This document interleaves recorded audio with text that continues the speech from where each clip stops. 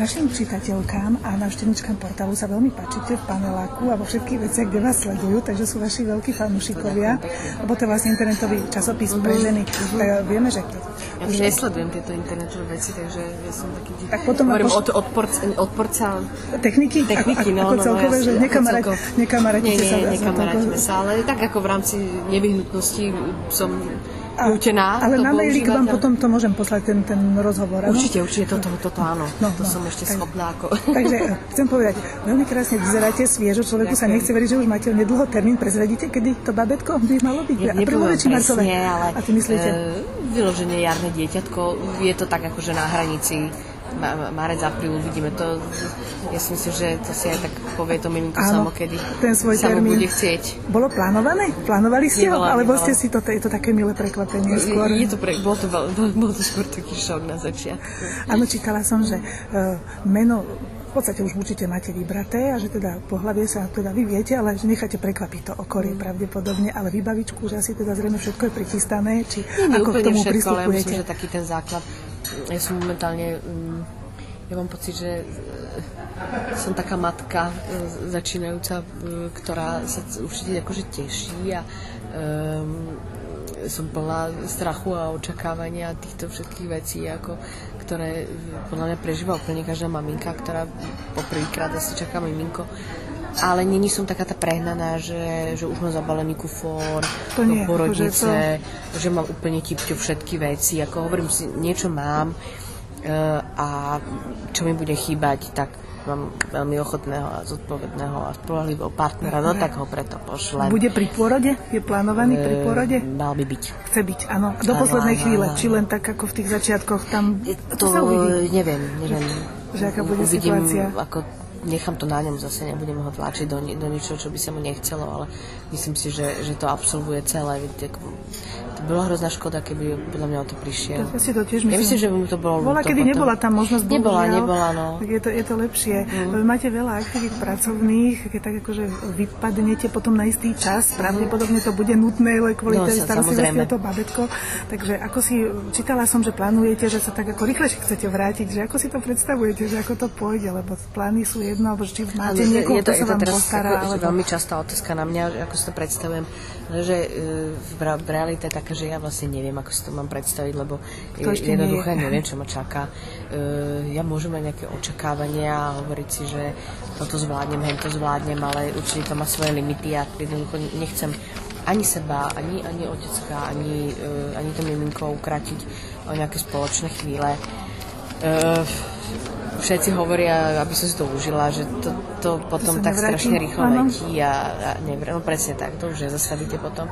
Ja to vidím sama na sebe, že to prednedávno som zistila, že som proste tehotná a proste za pár dní sa ešte vyspím a dúfam, že teda šťastne všetko dobre dopadne. Tak už len z tohoto hľadiska vidím, že ako je to strašne rýchle. Ako to bude potom pracovne, hovorím, nerada by som... napríklad, lebo v paneláku tiež čakáte bábätko. Áno, určite, ja si myslím, že ja z toho príbehu nevypadnem, respektíve sa nevytratím úplne, hold na čas vypadnem, čo je prirodzené a normálne ako v mojom stave, lebo nehráme tehotenstvo, my ho naozaj prežívame obidve. Takže hovorím, až sa ja budem cítiť nejakým spôsobom natoľko schopná aj s miminkom sem zase dochádzať a hovorím, nejak to vyriešiť, či už proste maminou mojou, alebo nejakou opatrovateľkou, uvidím, alebo samotným. Žijete v Prahe? Ja žijem v Prahe, no. O to je to horšie. Áno, to je to horšie. Keď natáčam v Prahe, tak je to jedno. Tam skutočne si odbehnete niekam, za pol hodinu ste na place, ale toto predsa len trvá tá cesta 3 hodiny a už budeme na to dvaja. Autom cestujete? Áno. Už dlho, už 10 rokov si takto jazdím hore. Sama šoferujete, alebo vás aj teraz, akože stále si ešte... Stále, no. Odvážna.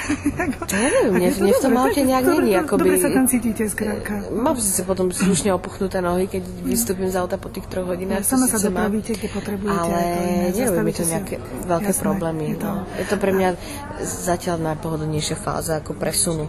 Áno, a za chvíľočku ešte Tak myslím, že do lietadla by ma ani nezobrali. Ešte, že musím rýchlo končiť, tak chcem sa opýtať. Teraz hráte aj v divadle, lebo teraz v tomto štádiu už teraz nie. Skončila som teraz v polovičke. Do polovičky, myslím, do 17. februára som hrala. Nejaká vysnívaná úloha je taká? Neexistuje. Ešte som tvrdila tak pred rokom, že by som si rada zahrala princeznu, že to mi ešte nikto neponúkol. Takže ešte možno. Tak možno. A keby váš partner teda je veľmi tolerantný, určite príjemný človek, ale tento seriálový partner, tento doktor Bajza, ten akože má veľa vlastností, ktoré sa ženám asi aj páčia, aj nepáčia. Takže čo na vašom partnerovi vám najviac imponuje?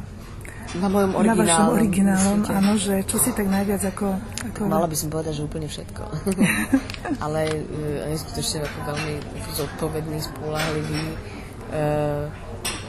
A tých vlastností je strašne veľa. Keby som si nebola spokojná, tak si nežijem a rozhodne nečakáme bábätko. Takže... A môžem sa opýtať, on je partner alebo manžel? Není manžel, partner. A plánujete niečo, či zatiaľ to tiež tak nechávate, že to sa ukáže? Otázka na neho. A láka vás viac film alebo divadlo? Ešte posledná otázka. To je ako keby ste si mali vybrať medzi dcerou a synom. Nedá sa, skrátka. Obidvoje je veľmi atraktívne, niečo má do seba, aj pozitívne, príjemné aj obohatenie. To vám povie každý herec, že tá spätná väzba okamžitá je samozrejme na tom divadle. Že v tom divadle si odohrá celý ten príbeh. Kdežto ten film je zase úplne iné médium, úplne iné kúzlo má tiež, ale je to určitý proces, to najlepšie sa vyberie a jednoducho ten film ani nemôžete ovplyvniť. Tam je toľko zložiek, ktoré ovplyvňujú ten finálny výsledok, že tam to skutočne, kdežto na tom divadle nie, tam ste sa ako vy a vy to ovplyvňujete. Áno. Ale na tom filme, tam sa musí... Je to vždy iné. Koľkokrát to predstavenie zahráte, tak vždy sa tam nejaký nový prvok do toho dá dostať. Takže všetko má svoje pro aj proti. V tom je to čaro tých zmien. Ďakujem pekne.